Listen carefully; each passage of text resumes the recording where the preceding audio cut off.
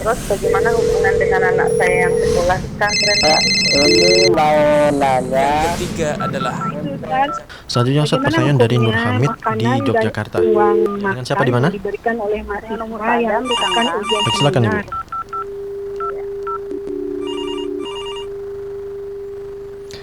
Assalamualaikum warahmatullahi wabarakatuh. Alhamdulillahi ala ihsanih wa syukrulahu ala taufiqihi wa amtinani. Ashhadu an la ilaha illallah ta'ziman li sya'nih wa ashhadu anna Muhammadan abduhu wa rasuluhu adda'i ila ridwani. Salawatullahu alaihi wa man sara ala nahjihi amma ba'd. Ahlan wa sahlan wa marhaban bikum kepada pemirsa Fatwa TV dimanapun Anda berada, yang saat ini Anda tengah menyaksikan program kesayangan kita semuanya, yaitu program live interaktif dengan tema Menjaga Iman yang diampu secara langsung oleh guru kita, yaitu Ustadz Dr. Iqbal Gunawan Hafizahullah Ta'ala, yang dimana beliau juga merupakan anggota dari Dewan Fatwa Perhimpunan Al-Irsyad. Para pemirsa Fatwa TV dimanapun Anda berada yang semoga dirahmati oleh Allah Subhanahu wa Ta'ala, insya Allah dalam waktu 1 jam ke depan kita akan mendengarkan nasihat dan juga mendengarkan sesi tanya jawab seputar menjaga iman yang akan disampaikan dan juga diampu secara langsung oleh guru kita, yaitu Ustadz Dr. Iqbal Gunawan Hafizahullah Ta'ala. Dan Alhamdulillah beliau saat ini sudah ada di tengah-tengah kita semuanya. Mari kita sapa terlebih dahulu. Assalamualaikum Ustadz. Waalaikumsalam warahmatullahi wabarakatuh. Masya Allah, gimana kabarnya Ustadz?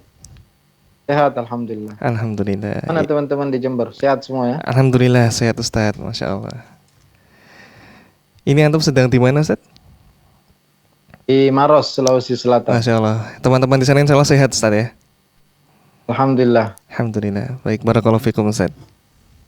Fikum barakallah. Baik, para pemirsa dan juga pendengar setia Fatwa TV dimanapun Anda berada, kami mempersilahkan kepada Anda yang ingin bertanya secara langsung mengenai menjaga keimanan yang disampaikan secara langsung oleh Ustadz Dr. Iqbal Gunawan, bisa melalui 2 cara berikut ini, yaitu telepon WhatsApp kami di nomor 0821 706087 dan juga bisa melalui telepon satelit kami di 0331 544 6087. Baik para pemirsa, sebelum memasuki sesi tanya jawab yang akan kita sampaikan nanti, marilah kita mendengarkan nasihat pembuka terlebih dahulu dari Ustadz Dr. Iqbal Gunawan Hafizahullah Ta'ala, dipersilahkan. Assalamualaikum warahmatullahi wabarakatuh. Bismillah walhamdulillah. Salatu wassalamu ala rasulillah wa ala alihi wa sahbihi wa man walah. Wala hawla wala quwata illa billah. Allahumma allimna ma yanfa'una wanfa'na bima 'allamtana wa zidna ilma. Allahumma aslih lana sya'nana kullah wa la takilna ila anfusina tarfata 'ain. Allahumma inna nas'aluka al-huda was-sadad. Pemirsa kaum muslimin dan muslimat dimanapun Anda berada, alhamdulillah di pagi menjelang siang hari ini Allah Azza wa Jalla masih memberikan kita kesempatan, kesehatan, kekuatan, dan yang paling besar adalah nikmat iman dan nikmat Islam. Kita memohon dan berdoa kepada Allah agar kita selalu berada di atas nikmat iman dan Islam ini sampai ajal menjemput kita. Semoga nikmat kesehatan, nikmat keamanan, nikmat lapangan senantiasa terus dipertahankan, ditambahkan oleh Allah Azza wa Jalla. Dan kita berdoa kepada Allah, Allahumma inna na'udzubika min zawali ni'matik, tahawuli afiatik, wa fujaati nikmatik. Ya Allah, kami berlindung padamu dari hilangnya nikmatmu.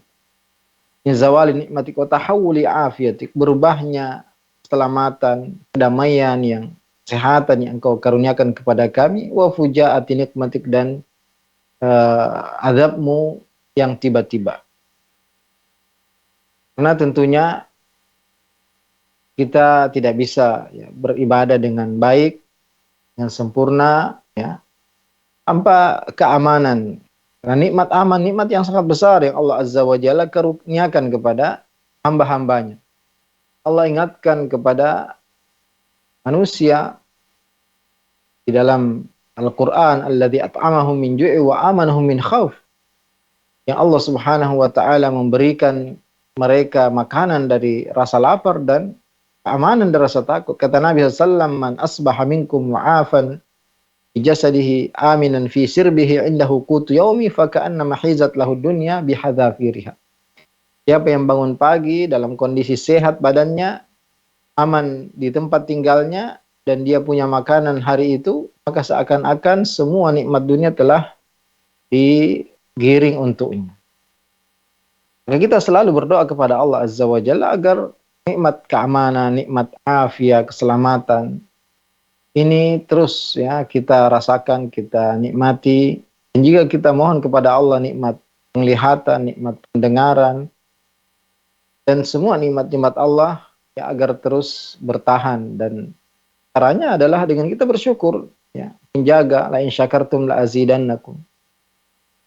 Dari sahabat Abdullah bin Amr bin As radhiyallahu anhuma, beliau pernah mengatakan, bainama nahnu haula Rasulillah sallallahu alaihi wasallam. Pernah suatu saat kami berada di sekeliling Nabi sallallahu alaihi wasallam, dan beliau mengatakan, idza ra'aitumun nas qad marijat uhuduhum. Jika engkau melihat manusia sudah meninggalkan perjanjian mereka, khaffat amanatuhum. Mereka meremehkan amanah-amanah yang diberikan kepada mereka. Wakanu hakadha, ya, mereka saling berselisih, bercekcok, bersaing, ya. Intinya banyak sekali kekacauan, fitnah, dan orang-orang yang tidak amanah dalam melaksanakan tanggung jawabnya. Apa kata Nabi Sallallahu Alaihi Wasallam? Ya, ketika ditanya apa yang harus saya lakukan dalam kondisi demikian, kata Nabi SAW, ilzam baitak, ya, engkau tinggal saja di rumahmu. Dan nasihat untuk selalu berada di rumah ini sering ya di hadis-hadis yang berbicara tentang kejadian-kejadian akhir zaman. Nabi sering mengatakan wala sa'ka baituk, tinggallah di rumahmu, ya, beribadah kepada Allah, karena dengan tinggal di rumah, ya, maka kita bisa selamat dari banyak keburukan, ya. Kita bisa selamat dari banyak dosa, ya. Dia tidak keluar rumah kecuali untuk perkara-perkara yang memang darurat untuk kita kerjakan. Wamlik alaika lisanak, dan jaga lisanmu. Termasuk di zaman medsos ini, jaga postinganmu, jaga tulisanmu, jangan mudah men-share, jangan mudah berkomentar, ya. Sebelum menulis sesuatu, pastikan itu adalah kebaikan dan tidak membawa kekacauan, mudarat. Dan kalau kita ragu, maka jangan berkomentar sama sekali. Wa khudh bima ta'rif wa da' bima tunkir. Ambil, ya, kerjakan apa yang engkau tahu ini jelas kebaikan, halal, boleh. Dan tinggalkan apa yang engkau ragukan, engkau ingkari, ya. Kemudian wa 'alaika bi amri khassati nafsik. Hendaklah engkau fokus pada urusanmu, ya, urusan kewajibanmu, urusan ibadahmu, urusan keluargamu, urusan anak-anakmu. Fokus pada kerjaanmu sendiri, wada'an ke amral 'am. Adapun masalah negara, masalah manusia yang banyak, ya, kalau kita hanya rakyat biasa, maka itu bukan tanggung jawab kita. Kita serahkan kepada para pemegang amanah, orang-orang yang memang bertanggung jawab untuk urusan manusia yang banyak. Adapun kita, ya, maka kita fokus pada urusan kita sendiri, karena bisa jadi justru, ya, komentar kita hanya akan menambah masalah. Apalagi jika tidak dibangun di atas ilmu. Semoga bermanfaat. Barakallahu fikum. Baik, jazakumullah khairan Ustaz atas pemaparannya, dan ini semoga membuka hati dan juga pikiran kita pada kesempatan kali ini dan seterusnya. Baik, izin bertanya Ustaz, apakah apakah kerusakan yang terjadi saat ini itu merupakan dampak dari perbuatan dosa kita, Ustaz? Tentu, ya, ini sangat jelas. Sebenarnya para ulama kita sudah menulis secara, ya, detail dan banyak sekali buku tentang sikap seorang muslim dalam menghadapi fitnah dan apa saja sebenarnya sumber-sumber atau sebab-sebab terjadinya fitnah. Dan di antara poin yang mesti diulang, ya, adalah ad-dzunub wal ma'asi, dosa dan maksiat. Dan ini nyata sekali kita lihat di hadapan kedua mata. Begitu banyak, semakin banyak maksiat tersebar, maka semakin banyak kerusakan di suatu negeri, ya, di suatu tempat. Kan pada pribadi kita sendiri, semakin banyak kita berbuat dosa, berbuat maksiat, pelanggaran, maka urusan kita juga semakin berantakan. Masalah kita semakin banyak. Maka setiap terjadi bencana, huru-hara, kacauan, fitnah, maka kita kembalikan kepada diri kita sendiri. Ma asabaka min musibatin fa bima sabat aydin nas. Sebenarnya musibah apa saja yang terjadi itu semua karena perbuatan manusia. Maka kita semua introspeksi diri. Rakyat harus introspeksi, pejabat, semua ya pemegang amanah harus introspeksi diri. Kita banyak dosa, banyak kekurangan. Sehingga ya kita semua berusaha untuk memperbaiki diri, bukan menyalahkan ya siapapun, bukan mencari kambing hitam. Jadi sebab terjadinya banyak bencana, kekacauan, fitnah, ya di antara sebab terbesarnya adalah karena maksiat, dosa yang banyak dan kita kurang dalam ingkarul munkar. Ya. Kita kurang dalam al-amr bil ma'ruf wa nahyi anil munkar. Sehingga ya, kerusakan, bahkan gempa bumi dan lain sebagainya, ya mahalnya barang-barang, ini semua adalah, atau diangkatnya penguasa yang tidak amanah atau orang-orang yang tidak amanah, ini semua adalah sebab dosa dan maksiat. Maka antara solusi terbesar menghadapi masalah-masalah kekacauan ini adalah kita kembali kepada agama kita bertaubat kepada Allah, istighfar dan memperbaiki amalan kita. Barakallahu fikum. Wafik barakallah, jazakumullah khairan Ustaz. Dan kita menuju kepada penelpon pertama kita dari Abu Rumaiso Makassar. Assalamualaikum Fatwa TV. Waalaikumsalam warahmatullahi wabarakatuh. Ya, silakan. Assalamualaikum Ustaz. Waalaikumsalam. Ya, ini Ustaz, apakah dibolehkan ini, dulu kan waktu itu nenek saya meninggal di saat umur saya masih 6 tahun. Kadang saya pergi ziarah kuburnya, apakah tidak apa-apa saya mensolatinya itu, karena dulu kan belum sempat mensolatinya Ustaz. Apakah tidak boleh atau boleh Ustaz? Mensolatinya ya, di mana? Sekarang Ustaz. Barakallah. Di kuburannya. Di kuburannya, baik. Baik, terima kasih Bapak. Ya, jazakallahu khairan. Ya, waalaikumsalam warahmatullahi wabarakatuh. Mensolati ya jenazah di kuburan yang tidak sempat disolati, ya, maka dibolehkan bagi di waktu yang terbatas, ya, bukan yang sudah bertahun-tahun, apalagi sampai puluhan tahun. Nabi SAW pernah karena tidak diberitahu tentang seorang sahabiat atau sahabat yang meninggal, maka beliau pun mendatangi kuburannya dan mensolati jenazahnya di pekuburan. Dan ini ya suatu yang dibolehkan. Jadi bukan sholat menghadap kuburan, maksudnya sholat seperti biasa, itu sholat jenazah ya. Jadi ini boleh tapi dalam batas tertentu ya. Ketika baru dikebumikan atau ya maksimal mungkin tidak sampai 2 bulan, 3 bulan. Kalau sudah sampai bertahun-tahun, puluhan tahun, maka tidak dianjurkan lagi. Apalagi alhamdulillah cukup mendoakan saja, cukup menziarahi. Allahumma assalamualaikum ahlad diyar minal mu'minin al muslimin wa inna insyaallah bikum lahiqun as'alullah lana wa lakum al-afiyah. Ketika mensolatinya, ya mensolati dengan tata cara salat jenazah biasa. Ya. Dan itu juga ya kalau memang dikhawatirkan terjadi fitnah, masyarakat di situ tidak tahu, maka perlu dijelaskan dulu ya, jangan sampai kira melakukan perbuatan yang aneh ya, karena mungkin sebagian orang belum tahu. Tapi itu tadi syaratnya kalau itu belum ya waktu yang belum berlalu waktu yang lama ya. Tapi kalau sudah sampai puluhan tahun atau bertahun atau setahun, maka tidak dianjurkan lagi untuk solatinya di pekuburan jika tidak sempat ikut mensolatinya. Barakallahu fikum. Barakallahu jazakumullah khairan Ustaz atas pemaparannya. Dan kami menuju kepada pertanyaan dari website Ustaz. Dari Adin DKI Jakarta. Assalamualaikum Ustaz, izin bertanya. Apakah perbedaan antara dakwah tauhid dengan dakwah salaf? Jazakumullah khairan Ustaz. Waalaikumsalam warahmatullahi wabarakatuh. Perbedaan dakwah tauhid dan dakwah salaf ya sama saja sebenarnya. Cuma terkadang ya sama dengan penamaan ahlus sunnah, salafiyun, ahlul hadis, firqatun najiyah, taifah mansurah. Kenapa disebut dakwah tauhid? Karena fokus kepada tauhid, atau tujuan terbesarnya atau tema terseringnya, ya, tema terpentingnya adalah tauhid, maka disebut dengan dakwah tauhid. Ya. Karena semua nabi dakwanya tauhid. Semua nabi pertama kali menyampaikan dakwahnya kepada umatnya, mereka mengatakan, "U'budullah ma lakum min ilahin ghairuh. Walaqad arsalna wa ma arsalna min rasul illa qalu," apa namanya? Lupa ya ayatnya. Intinya tidak ada nabi ya diutus kecuali mereka mengatakan kepada kaumnya, "U'budullah ma lakum ilahin ghairuh. U'budullah wajtanibut tagut." Nabi SAW 13 tahun di Mekah ya mengatakan, "Qulu la ilaha illallah tuflihu."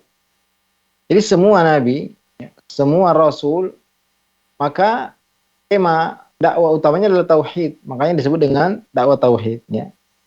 Dakwah salaf artinya mengikuti para salafus soleh, yaitu para sahabat, para tabi'in, dan para tabi'ut tabi'in.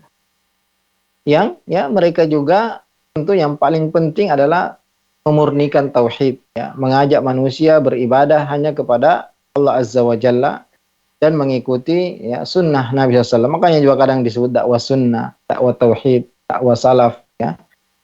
Itu semua ya nisbat kepada generasi yang terbaik, atau mengikuti ya, orang-orang terdahulu yang telah dipuji oleh Allah Azza wa Jalla dalam Al-Quran, ya, para sahabat. Kemudian yang direkomendasi oleh Nabi SAW dalam sabdanya, "Khairun nasi qarni, ya, thumma alladhina yalunahum, thumma alladhina yalunahum." Sebaik-baik manusia adalah yang di zamanku, yaitu para sahabat. Kemudian setelah mereka dan setelah mereka. Maka ya dakwah salaf, dakwah tauhid, dakwah sunnah, ini semua adalah ya sama artinya fokus atau sangat memperhatikan pemurnian tauhid dan mengikuti generasi terbaik, karena ya tentu keselamatan ada pada mengikuti manhaj mereka. Wa kullu khairin fi ittiba'i man salaf wa kullu syarrin fi ibtida'i man khalaf. Semua kebaikan itu adalah mengikuti jejak-jejak para salaf, sahabat, tabi'in dan tabi'ut tabi'in, dan semua keburukan itu adalah perbuatan baru yang dibuat-buat oleh orang-orang yang datang belakangan. Ini hanya ya istilah saja yang semuanya maknanya benar, ya, merujuk kepada dakwah yang sama, dakwah para nabi, dakwah para sahabat, dakwah para tabi'in, dakwah yang sering disampaikan oleh para a'immatul arba'ah dan para ulama dari zaman ke zaman, yaitu mereka sangat memperhatikan ya, tentang pemurnian akidah, membersihkan akidah dari takhayul, dari syirik, dari khurafat, dan ibadah dari bid'ah yang baru. Ya.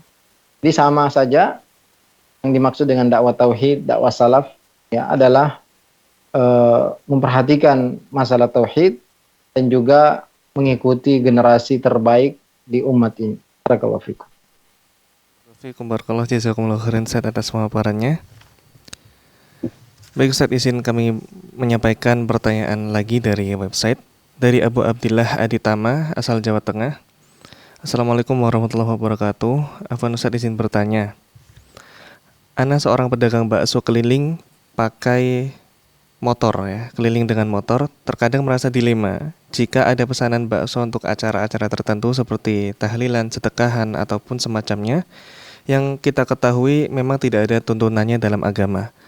Sementara memang tidak kita ambil orderan tersebut Ustaz, tapi qadarullah jika tidak kita ambil maka tidak ada pesanan akhirnya pada hari itu. Dan pertanyaannya adalah bagaimana hukum kita mengambil pesanan dari acara-acara demikian Ustaz? Jazakumullah khairan. Kalau kita yakin ya mengetahui bahwasanya acara yang memesan makanan orderan kepada kita adalah kegiatan-kegiatan yang bertentangan dengan syariat kita, ya tidak ada perintahnya, dosa, maksiat, bid'ah, maka tidak boleh. Dan kita bertakwa kepada Allah dan yakin bahwasanya rezeki Allah itu luas, ya. Rezeki Allah itu dari tempat lain itu lebih banyak. Tidak boleh kita untuk tolong menolong ya dalam dosa dan permusuhan. Jadi kalau kita tahu bahwasanya yang akan ya memesan makanan dari kita untuk kegiatan yang tidak ada anjurannya, tidak ada perintahnya, dan perbuatan baru dalam agama, maka ya kita jangan ikut menjual ya makanan tersebut pada orang tersebut. Kalau kita tidak tahu, dia pesan begitu saja dan kita tidak tahu. Tapi kalau tahu maka ya seperti sudah tepat apa yang Anda lakukan, dan yakinlah bahwasanya ya rezeki Allah itu akan datang dari arah yang lain. Jadi apalagi kegiatan seperti itu tidak terus-menerus ada ya. Jadi yakin saja bahwasanya rezeki Allah banyak dan tidak boleh ikut serta dalam mendukung kegiatan-kegiatan yang kita yakin itu tidak ada perintahnya, anjurannya, syariatnya dari Nabi kita Shallallahu Alaihi Wasallam. Barakallahu. Jazakumullah khairan Ustaz atas pemaparannya. Dan kami kembali mengajak kepada seluruh pemirsa dan juga pendengar setia Fatwa TV dimanapun Anda berada, bisa bertanya secara langsung kepada guru kita terkait tajuk menjaga iman melalui dua cara, yaitu melalui telepon WhatsApp kami di 0821 706087 atau bisa juga melalui telepon satelit kami di 0331 544 6087. Baik Ustadz, izinkan kami membacakan pertanyaan dari website kembali. Ada pertanyaan dari saudari Niken Meidiana dari Jawa Barat. Assalamualaikum Ustadz, Afwan, saya ingin bertanya. Sewaktu kuliah saya pernah diruqyah karena katanya ada kiriman yang membuat saya sakit-sakitan, dan ada beberapa kali saya diruqyah. Saat itu saya dan keluarga belum paham apakah itu ruqyah syar'i atau tidak. Lalu bagaimana Ustadz yang harus dilakukan? Padahal saya tidak pernah meminta ruqyah yang itu dimana disuruh oleh tante saya ketika itu. Barakallahu fikum. Seorang yang tidak mengetahui ya suatu itu dosa atau bukan, maka tentu tidak mendapatkan dosa ya. Seorang yang tidak mengetahui. Tapi kalau sudah mengetahui maka disitulah dia akan mendapatkan dosa. Tentu memang sebagai seorang muslim harus berhati-hati ya. Jika ragu maka harus ditinggalkan ya. Kalau ragu itu maksiat atau bukan. Tapi ya tentu ciri-cirinya ya selama itu yang dibaca adalah ayat-ayat Al-Quran ya, doa-doa ruqyah dari Nabi SAW, maka insya Allah itu baik. Dan kalau memang ingin meruqyah diri sendiri maka sangat mudah ya, semua orang bisa meruqyah diri sendiri. Karena insya Allah ya selama kita bisa membaca Al-Quran maka kita bisa baca ayat kursi, kita baca Al-Ikhlas, Al-Falaq, An-Nas, kita bisa membaca dua ayat terakhir dari surah Al-Baqarah, dan surah Al-Baqarah secara umum juga sangat bermanfaat untuk mengusir setan ya dari rumah kita. Juga doa-doa dari Nabi SAW, Allahumma rabban nas mudhibal ba's ishfi anta syafi la shifa illa shifa'uk shifa'an la yughadiru saqama. Dan cara meruqyah diri sendiri bisa dengan ya membaca ayat-ayat tadi, meniupkan ke tangan kita, kemudian setelahnya mengusap ke seluruh badan kita ya. Ketika meniupnya usahakan sedikit ada liur yang keluar ya. Kemudian ya mengusap ke seluruh tubuh kita atau bagian yang ingin kita ruqyah. Dan juga bisa ya dengan cara meniupkan ke air, terutama air Zam-Zam, yang baca Al-Ikhlas, Al-Falaq, An-Nas, ayat kursi, Al-Fatihah, kemudian ditiupkan ke air tersebut, kemudian kita minum atau kita mandi ya. Atau yang memegang bagian tubuh karena bismillah, bismillah, bismillah, a'udzubillahi wa qudratihi min syarri ma ajidu hadir, bismillah 3 kali, a'udzubillahi wa qudratihi min syarri ma ajidu hadir 7 kali. Atau sekedar membaca Al-Quran saja dengan niat mencari pahala dan untuk meruqyah diri sendiri ya. Tentu juga dengan menjaga zikir pagi, zikir petang yang lengkap, dan zikir-zikir yang lainnya, itu termasuk ya kita meruqyah dan menjaga diri kita dari semua bahaya dan keburukan. Adapun yang telah lalu maka ya kalau kita tidak tahu maka tidak berdosa. Kalau kita tahu itu adalah salah ya, atau ada permintaan kepada jin, berdoa kepada selain Allah, maka kita bertaubat kepada Allah dan tidak mengulanginya lagi. Barakallah. Baik, fiikum barakallah, jazakumullah khairan atas pemaparannya. Semoga hal ini bisa menjawab pertanyaan dari penanya. Baik, izin Ustaz kami melanjutkan kepada pertanyaan website berikutnya, yaitu dari hamba Allah Kalimantan Timur. Izin bertanya Ustaz, motor saya dicuri maling saat tengah malam. Lalu paginya tetangga saya memberi saran ke saya untuk datang ke orang yang bisa mengetahui siapa maling tersebut. Saya awalnya ragu, Ustadz, tapi dia meyakinkan bahwa orang itu bukanlah dukun. Lalu saat malam harinya saya pergi menemui orang tersebut bersama dengan tetangga saya. Lalu orang tersebut membakar sesuatu yang saya tidak tahu itu apakah. Lalu saya disuruh membaca syahadat dan basmalah. Lalu disuruh meminta kepada Allah agar motor yang dicuri bisa kembali tapi menghadap bakaran tersebut. Dia juga berbicara, yakin saja pada Allah. Tapi saat pulang dia menyuruh saya menyebarkan bunga di setiap jalan dengan diawali syahadat dan basmalah. Apakah hal tersebut termasuk kesyirikan dan menyekutukan kepada Allah, tapi hati saya tetap berpegang teguh atas kebesaran dan keesaan Allah? Bagaimana saat seperti ini? Barakallahu fikum. Ya, tentunya tidak ada yang mengetahui yang gaib kecuali Allah Azza wa Jalla. Ya. Apalagi yang akan terjadi. Adapun yang sudah terjadi, maka memang bisa jadi ya ada jin yang bisa membantu dan menginformasikan.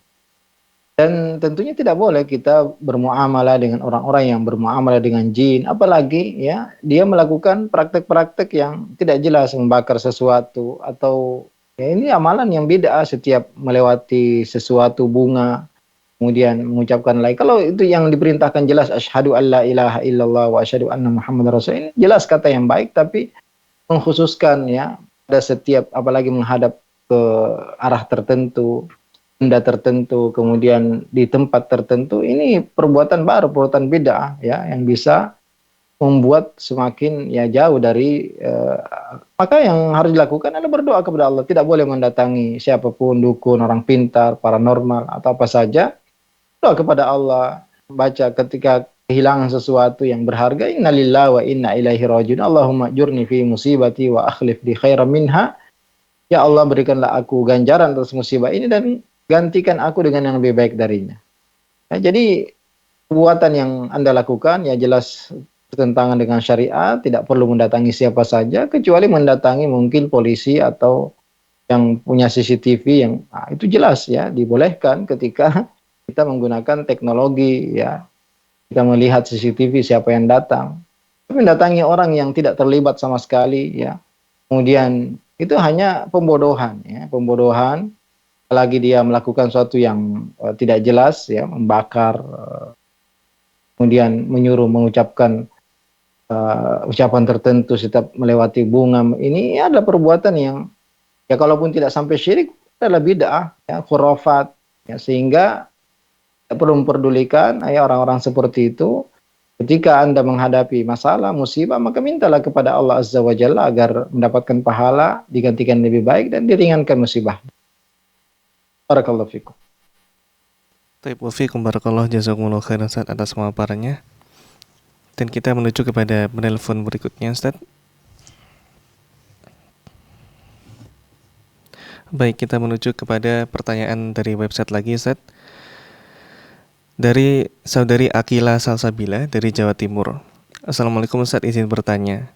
Salat yang bila tidak dikerjakan mendapat dosa adalah salat apa ya Ustaz? Barakallahu fikum. Yang wajib ya dari sholat itu adalah sholat 5 waktu. Sholat subuh, sholat duhur, sholat asar, sholat maghrib, dan sholat isya.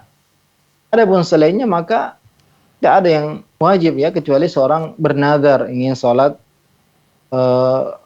jika demikian dan demikian ya. Seperti ada bernazar ingin sholat di Masjid Nabawi, ingin sholat di Masjidil Haram ya. Maka ini dibolehkan. Tapi selain sholat 5 waktu, maka semuanya sunnah ya. Sholat rawatib itu sunnah, sholat witir itu sunnah. Dan sunnah itu jika dikerjakan dapat pahala, dan jika ditinggalkan maka tidak berdosa.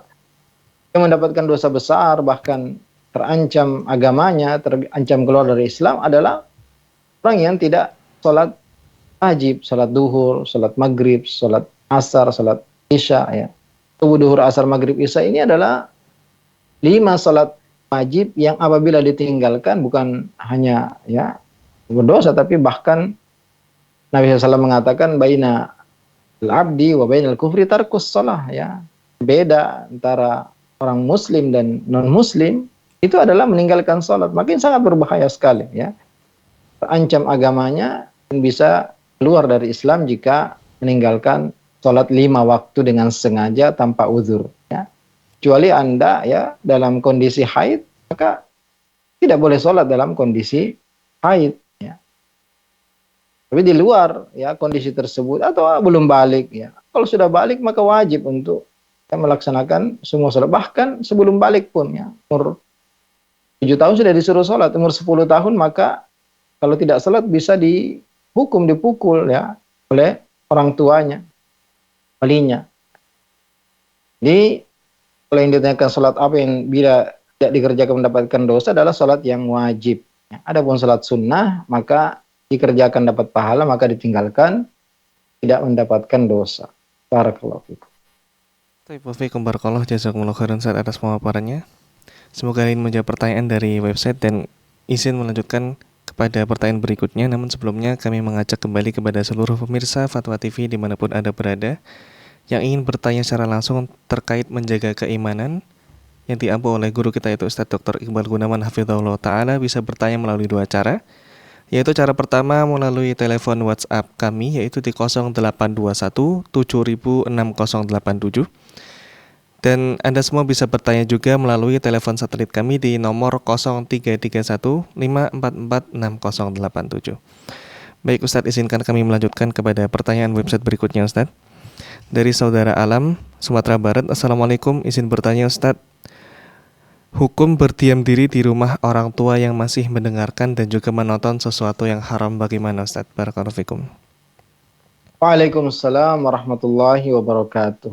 Nah, tentunya kita tidak bisa lepas dari perkara-perkara seperti ini karena kullu bani adam khata' wa khairul khata'ina tawwabun. Semua anak Adam itu pasti melakukan dosa dan sebaik-baik yang melakukan dosa adalah yang bertaubat. Maka kewajiban kita dan pertanyaan seharusnya ya adalah apakah kita wajib mengingkari? Ya. Semampu kita wajib. Man ra'a minkum munkaran falyughayyirhu biyadihi. Siapa yang melihat kemungkaran maka dia wajib mengingkari dengan tangannya jika mampu. Fa illam yastati fa bilisani, kalau tidak dengan lisannya. Fa illam yastati fa biqalbi. Dan ya Anda mau tinggal di mana? Dan kalaupun Anda keluar maka Anda sulit untuk berbakti kepada orang tua kalau antum yang belum menikah, yang masih hidup sama orang tua. Ya. Belum tentu di tempat yang baru pun tidak ada maksiat. Ya, dimanapun kita berada maka ada saja kemaksiatan. Tentunya ya kita berusaha memilih lingkungan, tempat yang tidak banyak maksiat di situ. Tapi ya kalau orang tua masih ada beberapa pelanggaran syariat yang belum ditinggalkan, maka kita berusaha menasihati orang tua dengan cara yang terbaik, ya, dengan sabar, dengan hikmah, dan terus menerus ya juga berdoa kepada Allah, mendoakan agar diberi petunjuk oleh Allah Azza, bukan dengan tinggal di tempat yang lain. Ya. Jadi selama kita sudah berusaha ingkarul mungkar semampu kita, maka itu sudah cukup. Ya. Tidak harus kita meninggalkan rumah tersebut. Kecuali kalau sudah berbahaya juga bagi diri kita sendiri atau berbahaya bagi akidah kita terutama, atau bisa sampai mengeluarkan kita dari Islam, maka tentu itu yang lebih penting untuk kita selamatkan. Kita dipaksa, ya. Kalau hanya sekedar ya, dan kita berusaha juga untuk menasehati, menjauh, terus ya dengan cara yang hikmah, ya, tidak ikut serta dalam kemaksiatan tersebut, maka itu sudah cukup. Ya. Jadi tidak harus meninggalkan rumah tersebut, apalagi belum punya tempat tinggal sendiri. Kalau sudah punya, apalagi sudah berkeluarga, maka ya ini masalahnya lebih ringan. Tapi kalau memang belum punya tempat sendiri dan sudah berusaha terus menasihati, maka ini yang harus kita lakukan. Itu berusaha terus menasihati, mendoakan, mengingkari kemungkaran semampu kita, bukan dengan ya meninggalkan atau tidak tinggal bersama. Barakallahu.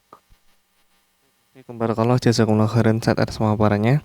Dan kita menuju kepada penelpon berikutnya, yaitu dari Saudara Fajar dari Karanganyar. Assalamualaikum Fatwa TV.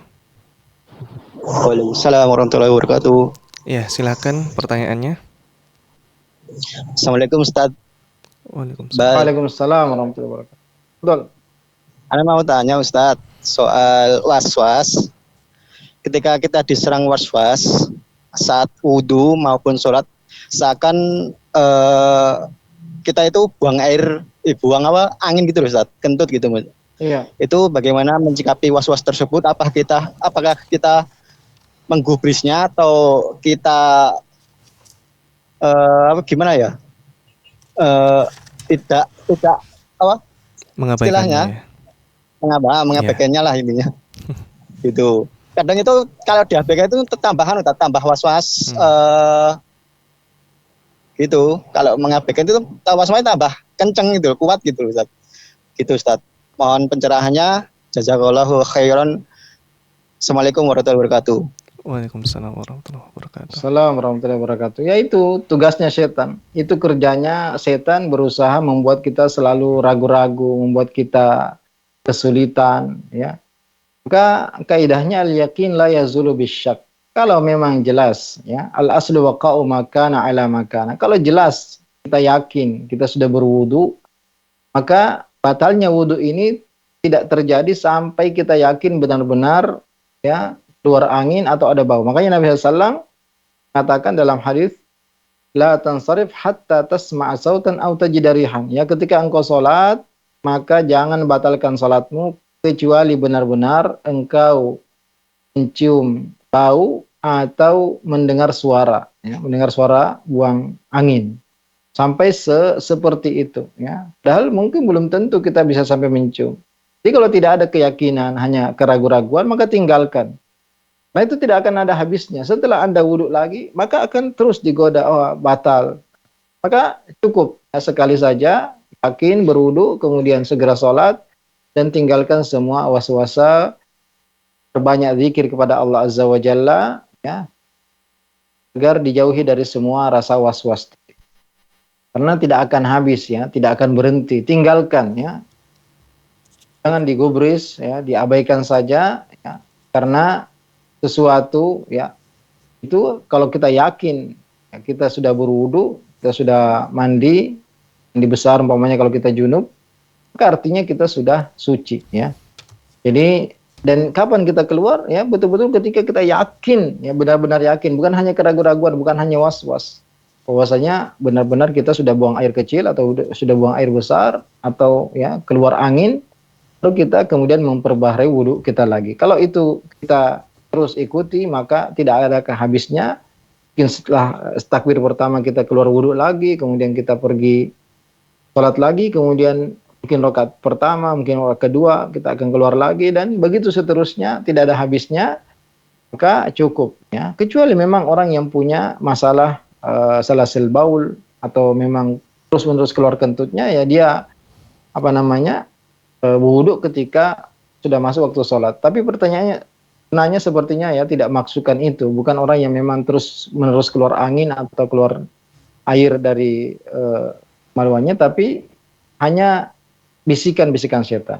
Maka itu ditinggalkan, wudhu satu kali dengan sempurna, ya, tidak boleh lebih 3 kali basuhan. Kemudian berdoa kepada Allah Azza wa Jalla, ya, masuk masjid juga berdoa, sholat dengan khusyuk, dan tinggalkan semua keraguan-raguan. Karena itu dari setan, dan kalau kita ikuti maka akan terus digoda dan tidak selesai sampai kita tidak akan khusyuk dalam sholat kita. Barakallahu fikum. Taib wafikum barakallah, jazakumullah khairan atas semua paranya, dan semoga hari ini bisa menjawab pertanyaan dari saudara Fajar. Baik, izinkan kami membacakan pertanyaan berikutnya dari website Ustaz. Dari saudara Fakhri Jamil. Assalamualaikum warahmatullahi wabarakatuh. Kami menemukan di rumah orang tua kami ada kertas yang dituliskan ayat-ayat Al-Quran. Kemudian setelah kami konfirmasi, kertas tersebut diyakini dapat menolak musibah. Pertanyaannya, yang pertama Ustadz, bagaimana hukum kertas tersebut? Apakah termasuk jimat atau tidak? Dan yang kedua, jika termasuk jimat, apakah boleh kami hancurkan atau dirusakkan? Dan yang ketiga, bagaimana cara untuk menghancurkan kertas tersebut karena terdapat lafaz Al-Quran di dalamnya? Barakallahu fikum Ustadz.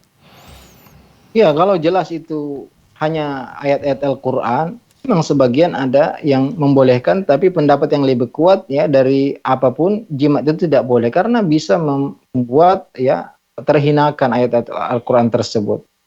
Maka tentunya kita tidak butuh jimat, ya. Nabi SAW telah mengajarkan kita perlindungan-perlindungan yang lebih kuat daripada semua perlindungan, yaitu membaca ayat kursi, Al-Ikhlas, Al-Falaq, An-Nas 3 kali setiap pagi dan petang. Belum tidur juga membaca ayat kursi, Al-Ikhlas, Al-Falaq, An-Nas, ya. Bismillahilladzi la yadurru ma'asmihi syai'un fil ardi wala fis sama' wa huwas samiul alim, dibaca 3 kali tiap pagi dan petang. Maka tidak ada yang bisa membahayakannya apapun di hari dan di malam hari tersebut. Sore hari a'udzu bikalimatillahi tammat min syarri ma khalaq.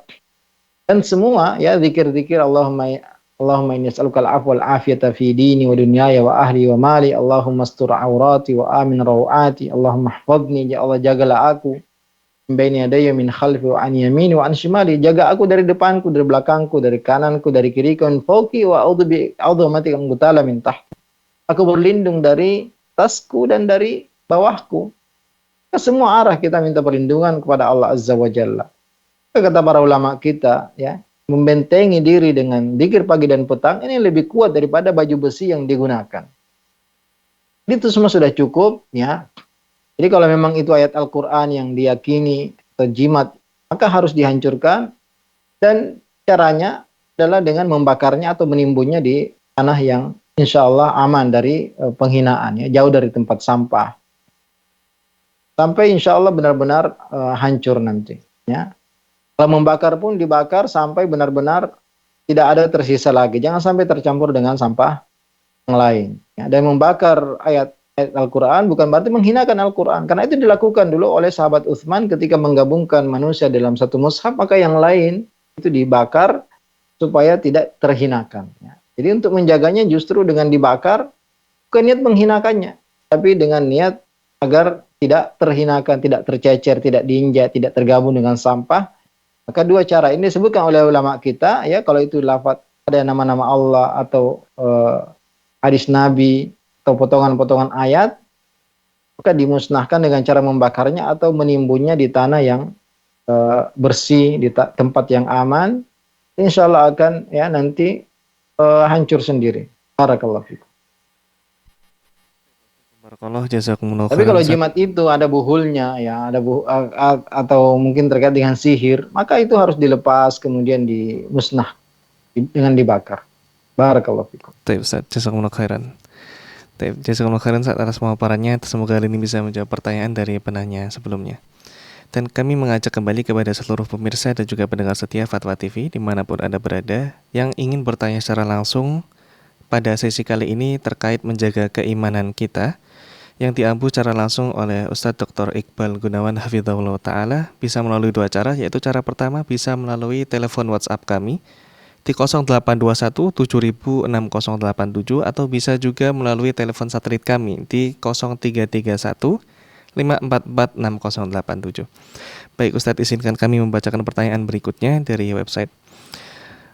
Dari hamba Allah, Assalamualaikum Ustadz, izin bertanya, bagaimana hukum pernikahan beda agama bagi pria muslim dan juga perempuan non muslim, dan kami sebagai keluarga bagaimana menyikapinya? Barakallahu fikum Ustadz.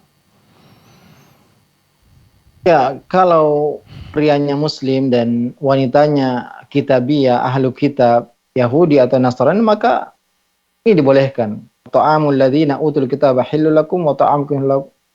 Al-muhsanatu minan nisa, ya, intinya dibolehkan bagi seorang laki-laki muslim menikahi wanita non muslim jika itu dari kalangan Yahudi atau Nasrani. Tapi ya tentunya berbahaya bagi keturunan. Maka keadaan ini mungkin dilakukan ketika seorang hidup di negara yang non-muslim dan takut terjatuh pada perzinahan, sehingga tidak dia dapati kecuali kebanyakan, ya, wanita non-muslim. Intinya ini, ya, dibolehkan, dan kita harapkan tentunya dengan pernikahan ini dia bisa masuk Islam, ya. Karena Nabi SAW menyarankan kita muslimah saja, fadfar bidzatid din, ribat jadak, pilihlah, ya, yang baik agamanya, maka engkau akan beruntung. Maka tentunya, ya, jika itu non muslim maka berbahaya bagi anak kita, agama anak kita. Tapi juga beberapa kondisi dan kejadian ternyata, ya, setelah menikah maka justru wanitanya ikut ke agama Islam. Yang tidak boleh jika laki-lakinya non muslim kemudian wanitanya muslimah. Tapi kalau laki-lakinya yang muslim, maka boleh, ya, selain khusus untuk Yahudi dan Nasrani. Adapun selainnya ya dari Hindu, Buddha dan agama-agama yang lain, maka ini tidak dibolehkan. Sikap kita tetap berbuat baik kepadanya ya, dan tidak mempermasalahkan masalahnya dan berusaha mengajak dia melembutkan hatinya untuk memeluk agama Islam. Barakallahu fikum. Barakallah, jazakumullah khairan Ustaz atas pemaparannya. Dan semoga ini bisa menjawab pertanyaan dari penanya tadi. Dan kita menuju kepada pertanyaan berikutnya Ustaz, masih dari website.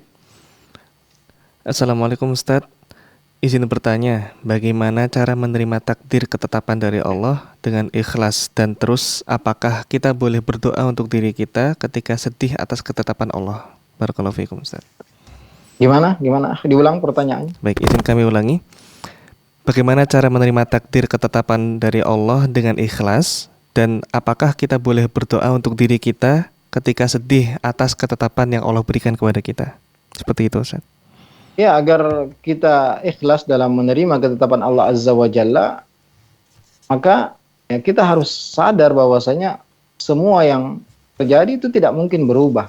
Semua yang sudah terjadi, makanya Nabi SAW mengatakan, wa idza asabaka syai' la taqul law anni fa'altu kadza wa kadza walakin qul qadarallahu wa ma syaa fa'al. Jika ya kau tertimpa sesuatu, kau jangan katakan seandainya saya begini, seandainya saya begitu, seandainya tidak keluar, seandainya tidak melakukan ini. Nah, itu akan membuka pintu syaitan. Tapi ucapkanlah qadarallah. Ya, yang pertama kita berusaha untuk menghindari segala musibah, segala keburukan. Kita harus yakin bahwasanya apa yang Allah tuliskan, ma asabaka lam yakun liyukhti'aka. Apa yang menimpamu tidak akan meleset sedikit.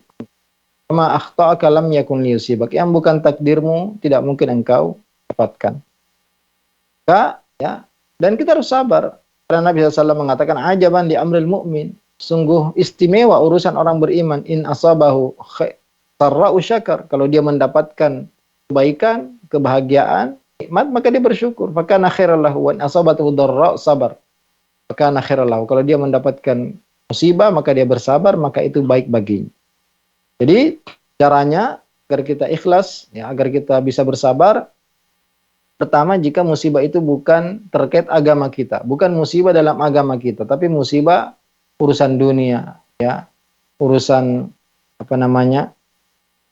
urusan harta. Ini perkara-perkara dunia. Nah, yang berbahaya itu jika musibah itu terkait agama kita.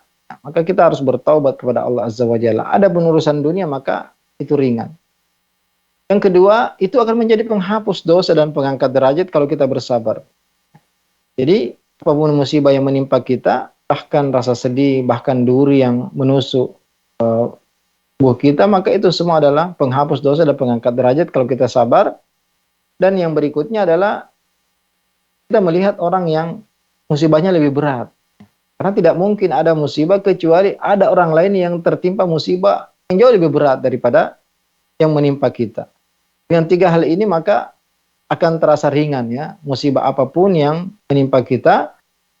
Dan banyak doa yang diajarkan oleh Nabi SAW agar kita tidak terlalu sedih, ya. Di antara doa yang disebutkan oleh Nabi SAW yang barang siapa membacanya maka akan hilang musibah, kesedihannya, dan akan diganti dengan kebahagiaan, yaitu doa yang cukup panjang. Allahumma inni abduk ibnu abdik ibnu amatik nasiyati biyadik maudin fiyya hukmuk adlun fiyya qada'uk as'aluka bikulli ismin huwa lak sammaita bihi nafsak aw anzaltahu fi kitabik aw 'allamtahu ahadan min khalqik aw ista'tharta bihi fi ilmi al-ghaibi 'indak an taj'ala al-Qur'ana rabi'a qalbi wa nura sadri wa jilaa'a huzni wa dhahaba hammi. Siapa yang membaca doa tadi, maka Allah akan adhaballahu hamma, menghilangkan kegelisahannya. Wa ja'alahu makanahu faraha, dan menggantinya dengan kebahagiaan. Jadi orang yang membaca doa tadi, doa yang lebih ringkas, la ilaha illa anta subhanaka inni kuntu minadh dhalimin, ini diulang-ulang. Doa Nabi Yunus ketika ditelan ikan paus. Juga Allahu Rabbi la usyriku bi syai'an. Ini juga kita ulang-ulang. Atau la ilaha illallah al-azimul halim. La ilaha illallah rabbul arsyil azim. La ilaha illallah rabbus samawati wa rabbul ardi wa rabbul arsyil karim. Doa yang ya saya bacakan semua tadi adalah doa untuk menghilangkan kesedihan dan kegelisahan. Ini dari Nabi Sallallahu Alaihi Wasallam yang kita yakin beliau tidak mungkin bicara dari dirinya sendiri, apa yang diucapkan oleh wahyu dari Allah Azza wa Jalla, kita baca dengan penuh keyakinan, maka kesedihan dan kegelisahan kita akan hilang dan berganti dengan ketenangan dan kebahagiaan. Barakallahu fikum. Wafikum barakallah, jazakumullah khairan atas pemaparannya. Dan kita menuju satu pertanyaan terakhir dari website Ustaz. Assalamualaikum Ustaz, izin bertanya, mohon nasihatnya ketika saya sedang merasa capek dan malas untuk beribadah. Barakallahu fikum. Ya, saya nasihatkan ya kepada penanya dan semua pemirsa kaum muslimin dan muslimat yang mendengarkan live interaktif ini untuk banyak membaca doa Allahumma inni a'udzubika minal hammi wal hazan wal ajzi wal kasal wal bukhli wal jubn wa dhala'id dain wa qahrir rijal. Ketika kita futur, ketika kita malas, maka salah satu doa yang sering dibaca oleh Nabi SAW yang tentunya beliau jauh dari sifat malas, sifat lemah, tapi sering membaca doa ini, apalagi kita yang sering ditimpa ya rasa malas. Maka doanya adalah Allahumma inni a'udzubika minal hammi wal hazan. Ya Allah, jauhkanlah aku berlindung diri kepadamu dari kegelisahan, dari kesedihan, wal ajzi wal kasal, ya, dari kemalasan dan dari kelemahan. Wal bukhli wal jubn, ya, sifat bakhil dan sifat pengecut, wa dhala'id daini wa qahrir rijal, dari dililit utang dan ditindas oleh manusia. Juga dalam zikir pagi petang itu ada Allahumma inni a'udzubika minal kasali wa su'il kibar. Ya Allah, aku berlindung dari kemalasan dan buruknya masa tua. Ya, kalau kita rajin baca zikir pagi, zikir petang, termasuk ya, sebelum tidur, subhanallah 33 kali, alhamdulillah 33 kali, Allahu Akbar 34 kali, ini juga akan memberikan kekuatan bagi kita sebagaimana pesan Nabi SAW kepada putrinya Fatimah. Ya, untuk selalu membaca setiap ingin tidur, ya. Subhanallah 33 kali, alhamdulillah 33 kali, Allahu Akbar 34 kali. Insyaallah ya, dengan tips-tips ini maka rasa malas itu akan hilang dari diri kita. Dan berbanyak zikir secara umum, ya. Karena kemalasan itu datang dari setan, ya. Juga hawa nafsu, maka zikir pagi dan zikir petang ini akan membangkitkan semangat kita. Tentunya dengan bangun pagi, salat subuh, dengan berzikir, ya, ketika bangun tidur. Ini semua adalah energi bagi kita di hari tersebut. Barakallahu fiik. Allah jazakumullah khairan atas pemaparannya, dan ini merupakan penutup dari sesi kita kali ini. Kami kembali lagi mengucapkan jazakumullah khairan kepada Ustadz Iqbal Gunawan hafizahullah taala atas pemaparannya hari ini, dan semoga ilmu yang didapatkan menjadi ilmu yang bermanfaat bagi kita semuanya insyaallah. Baik pemirsa dan juga pendengar setia Fatwa TV dimanapun Anda berada, kami juga mengucapkan terima kasih jazakumullah khairan kepada seluruh pemirsa yang berkenan menyaksikan hingga akhir sesi kali ini. Kami juga mengajak kepada Anda semuanya untuk menyaksikan live interaktif berikutnya pada hari Rabu hari ini bersama dengan Ustadz Dr. Anas Burhanuddin hafizahullah ta'ala dengan tema fikih ibadah setiap Rabu pukul 4 waktu Indonesia Barat. Baik pemirsa, kami juga mengajak kepada Anda semuanya untuk berbondong-bondong membantu dakwah Islam ini, yaitu melalui nomor rekening yang tertera di dalam layar kaca Anda. Dan kami mengucapkan terima kasih atas partisipasinya pada sesi kali ini. Kami mengucapkan selaku seluruh kru yang bertugas pada kesempatan kali ini, mohon izin undur diri. Wassalamualaikum warahmatullahi wabarakatuh.